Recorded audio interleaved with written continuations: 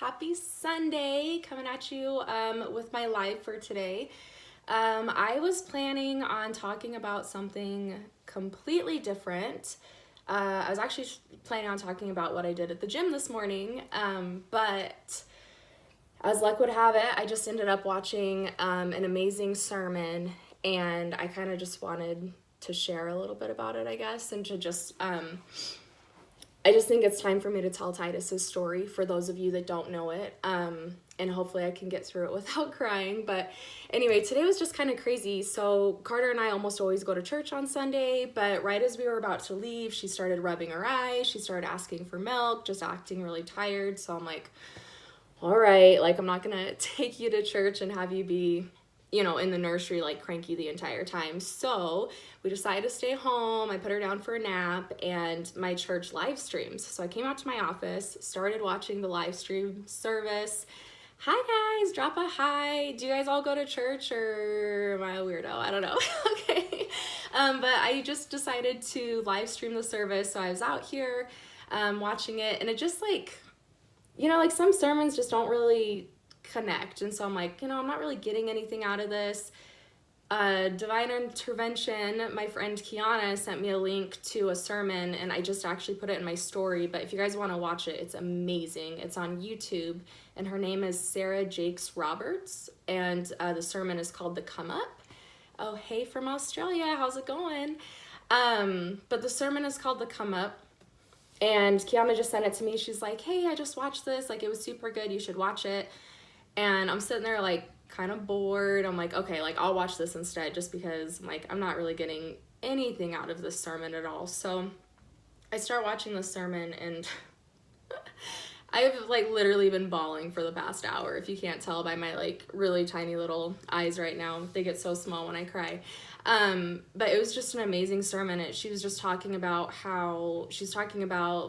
Zachariah, I believe, and Sarah, and how they had been praying for a baby for a really long time, and she was barren, so they didn't have children, but they kept praying, they stayed faithful, even though they were hurting, they still went to church, they still worshiped God, and they just kept praying, and their prayer didn't get answered, and they became too old to have babies. And she was basically just talking about buried prayers, and how sometimes we pray for so long and it doesn't happen, and so we just bury it, and like that's okay. And sometimes we can feel hurt and we can feel bitter that God didn't answer our prayer, but we still serve him, and we still praise, we still worship, we still go to church, we still have our relationship with him, but we just bury those prayers. And I'm gonna try not to cry, but I just felt like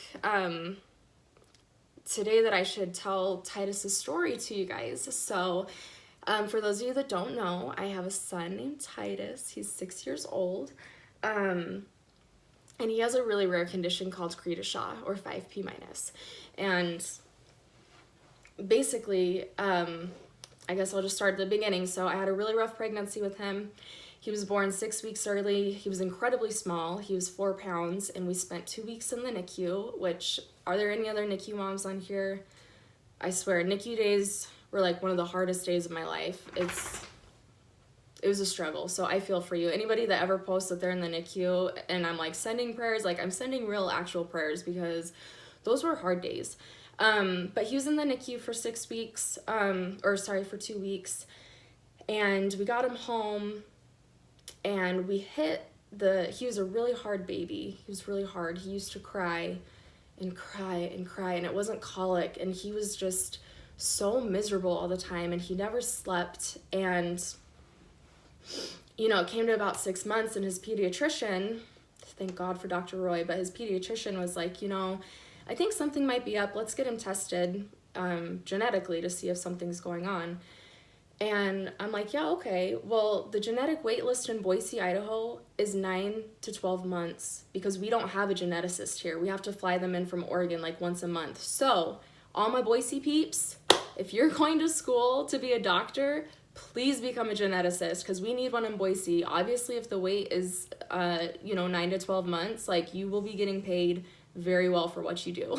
So if anybody wants to make a lot of money and feels like going to school for a long time, that's where it's at here in Boise. So please become a geneticist. We definitely need more of them on the West Coast. So anyway, so we got on the wait list for the geneticist.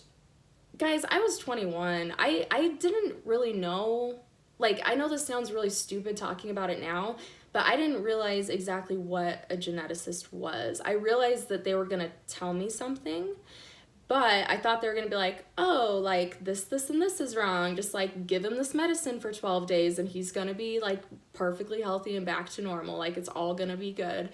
I didn't really understand, like, the intensity of what a geneticist does. They're obviously testing your genes. That's not something that can be fixed with a pill on a daily basis. So comes to about, he's 1.5 years old now. And now that I've had my daughter, I just like realized the huge difference. But I got a phone call at work and she was like, hey, it's the geneticist. Like, can you talk? Or she's like, oh my gosh, I'm so sorry. I didn't mean to call you at work. Like, do you want to call me back later?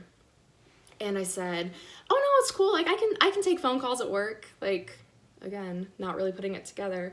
And she said, okay, well, your son's test results came back. I'm like, okay, yeah, great. What's up? He has Creta Shaw. I'm like, okay, that sounds fancy. Like, what the hell is Creta Shaw? But she was like, you know, it's a really rare genetic condition where a fifth of his chromosome, or half of his fifth chromosome, is broken off. And it's a really rare genetic condition. And basically what it means is that your son will never walk, he'll never talk, and mentally he'll never get past the age of a 6-year-old. And I'm sitting in my office like, wait, what? Like, no, I was like, I literally told, I'm like, you called the wrong person. Like, I'm Titus Bassett's mom. She's like, no, I know, Miss Bassett, like, I'm calling you. That's the diagnosis. Like, he's basically going to be a 6-year-old for the rest of his life. You're going to have to take care of him for the rest of his life. He's never going to be able to talk. He's never going to be able to walk. Like, that's the diagnosis, ma'am. And I just remember, everybody's face, because I had to go ask my office manager, obviously, if I could leave, because I was bawling at that point. And I remember everyone just looking at me. And I'm like, I must look terrified right now, because they were looking back at me like, oh my God, I can't believe that this just happened to her. And nobody knew what was wrong. I was just obviously very emotional. I said, okay, I have to go home. I have to leave. So, sorry. So I went home, and I was really mad for a really long time. I was like really mad. At the time, like, me and my ex-husband broke up when my son was 3 months old. So I was a single mom. I was 22, and I basically just found out that, like, my son wasn't gonna have any of the things that I ever thought he was gonna have. He wasn't gonna get married. He wasn't going to be able to play football. He wasn't even going to be able to tell me that he loved me. Sorry.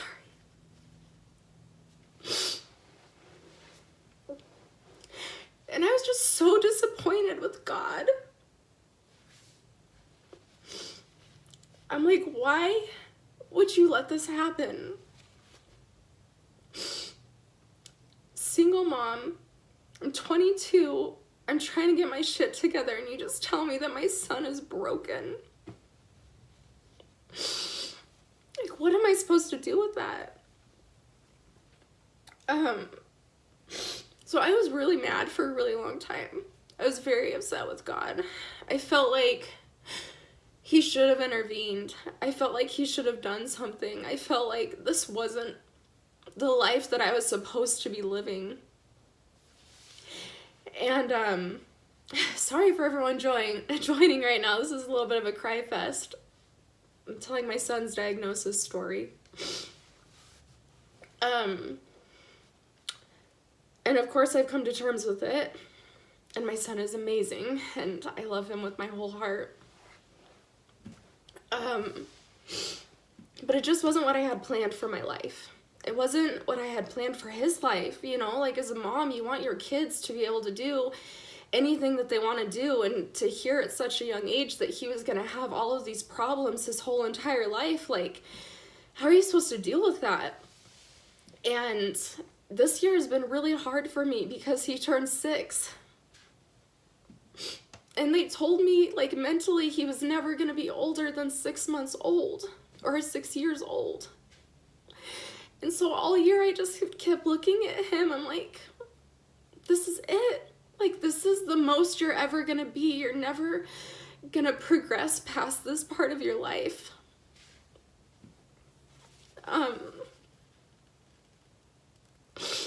Which, by the way, they were wrong about a couple things, so I really should not be holding much clout to what they said. They said he would never talk, and he does say about 5 to 6 words. And he says mom, which is good. And he walks. He learned how to walk when he was about 5 years old. It took a lot of equipment. It took a lot of walkers. It took a lot of therapy appointments, hours and hours and hours, and he walks. He walks like a drunk person, but he walks. He did say that he loved me. He says he loves me, and he gives me lots of kisses.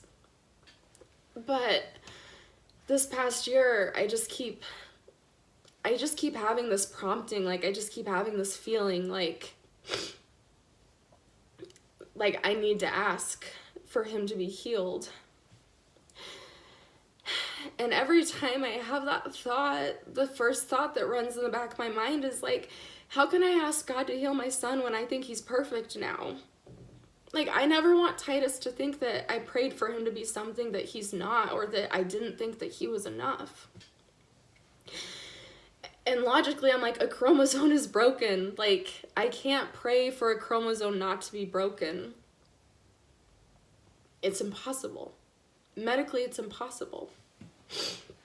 And it was just really interesting because the sermon today, she was talking about buried prayers. And she was talking about how we have to stop thinking from an earthly standpoint, and we have to stop playing on an earthly field, and we have to start reaching up to heaven, and we actually have to start believing that God is big enough to do the things that he promised that he would do. And of course, the whole time I'm just bawling thinking of Titus, and I don't know, I don't really know how to wrap this up, because it's like, it doesn't necessarily end happy. I love Titus so much. Like, he is absolutely perfect and he's amazing in every single way. But I just keep having this prompting that I need to start praying for him. So I guess in the spirit of accountability, since that's why I'm doing these videos anyway, I'm going to start praying over him. I'm going to start praying over his body and his weak muscles and his mouth, for his words to come out and for his brain to grow and to not cap out at the age of 6, because, like, I'm telling you guys, it's been a really hard year. Sometimes I just look at him screaming and crying and throwing a fit and, like, doing things that my 1-year-old doesn't even do anymore, acting like a complete, like, actual baby, like an infant. And I think to myself, this is the rest of my life. I'm gonna be in a nursing home with my son, still taking care of him when I'm 60, 70, 80 years old. Like, and then what's gonna happen? Like, I'm not gonna be here anymore. Which, by the way, I already decided my brother's taking care of him. So Garrett, if you're on here, that's on you. But the sermon just really touched me today. If you guys want to watch it, like I said, it's on my story, but it's called The Come Up.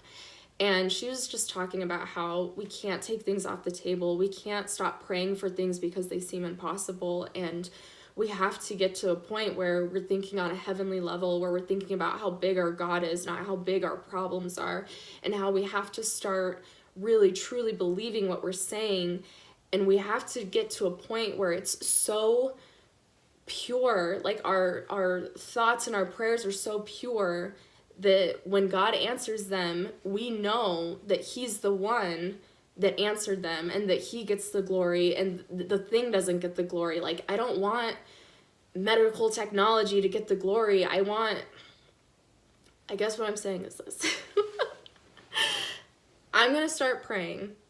And when you all start seeing my son do amazing things, I want you to know that yes, he's been in therapy for forever, that I work with him every day, that he goes to doctors all the time. But like, I just want you to know when you start seeing incredible things happening, and when I start posting incredible things that are happening, him walking straight, him saying more words, him like thinking more things and being able to express himself, like it wasn't anything here. It was God.